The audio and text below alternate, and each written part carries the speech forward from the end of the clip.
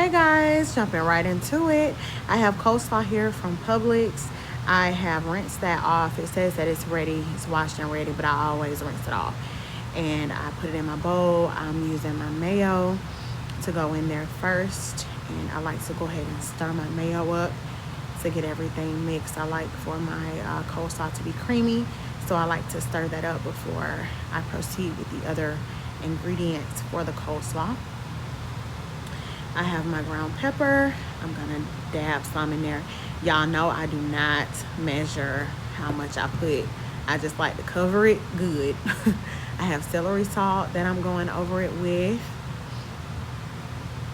and celery seeds, and of course some apple cider vinegar that I did shake up. And I did measure this part. I believe that's a teaspoon and a half that I put in there. I did not want to use too much of that. Didn't want it to be too sour. I like to use that opposed to using lemon. I know a lot of people use lemon for their coleslaw, but I keep it simple. And just stirring that up. Usually I make my coleslaw from scratch, but sweetie, I didn't have the time today. I did not have the time. And there is my coleslaw. Very fast, very simple. And it's actually delicious. I do not put sugar in my coleslaw. So, coleslaw. This is my fresh cod that I got from Publix. It was about 1 pound and 43 ounces, I believe, that I got. 2 slices, and they're pretty doggone big. I made them 4 slices, and I'm just using my paper towel to dry out any excess water because I do wash that off. And I'm just showing you that I did cut them in pieces, and that's 2 in this. It is cod fillet. I'm seasoning that with ground black pepper, and I do season both sides. And now I'm going with my Himalayan pink salt.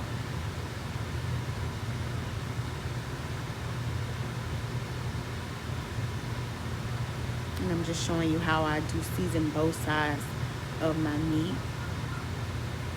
And just in case you're wondering, I do go over all of my seasoning bottles with some Clorox to clean off any extra bacteria or anything from meat.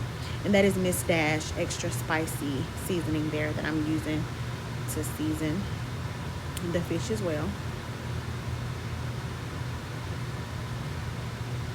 And lastly, I'm going to use some garlic powder and sprinkle some of that on there too.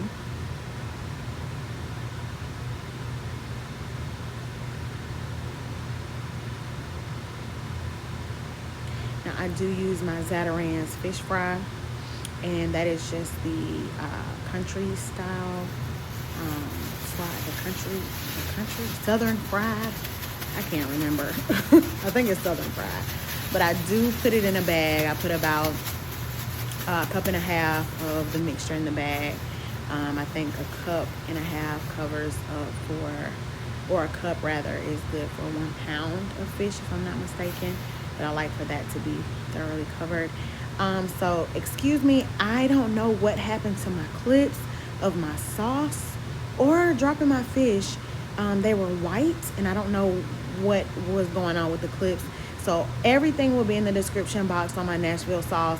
I really hate that you didn't get to see me make that. It really upset me, but basically I fried my fish on 350 in some vegetable oil, and I'm taking and applying the Nashville hot sauce that I made myself. I don't know the name of this tool that I'm using, but it comes in handy for times like this. And I just basically take and apply that to both sides. And again, I'm going to make sure that I'm very descriptive in how I made my sauce, and just everything that I did for my fish in the description box, because I did lose those clips, and it freaking sucks. It really pissed me off real bad. But we ain't gonna keep on going back to that, because I just get real upset when I think about it. Real upset when I think about it. Woo! Anywho, that fish was delicious, okay? It was thoroughly covered, delicious.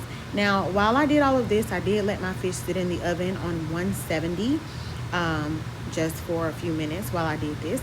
And I'm just taking a loaf of Homestyle white bread from Publix, and I'm cutting it. And the reason why I did this, and I got this from another girl who make recipes, but she actually makes her own bread, Lizzie Lou Foods. She's pretty good, but she make her own loaf of bread. But she made some thick slices, and I wanted to do that for my sandwich because we did try a Nashville chicken sandwich, so we wanted to do fish, but this time I just did my own little recipe for it instead of, you know, using somebody else's recipe. But I did adopt the whole bread thing, and I am struggling a little bit with this bread. I didn't put it on a cutting board. By this point I was over it, so I was just doing something. But I'm just basically showing you how I did it, how I cut it. I like to use that knife because it cuts through the bread pretty good. If I would have put it on a cutting board, it probably would have been a lot better. But you know, God is a good God. All right, so of course I toasted that bread, and I'm just showing you that I toasted it so you can see that. Now I'm gonna get ready to make my sandwich, just using me some mayo.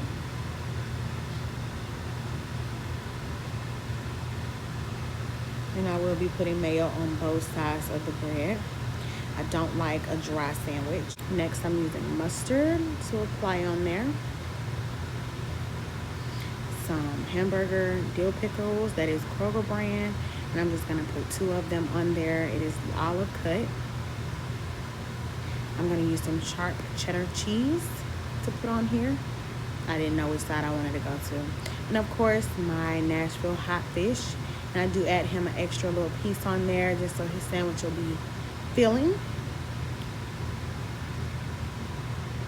Now lastly, I'm gonna put my coleslaw on the very top. Man. I really wish I could give you a bite of this sandwich, because when I say, look at that. I mean, like, this was a struggle meal dealing with all of what I had to deal with. But let me tell you, it was worth every minute. Woo! Bon appetit!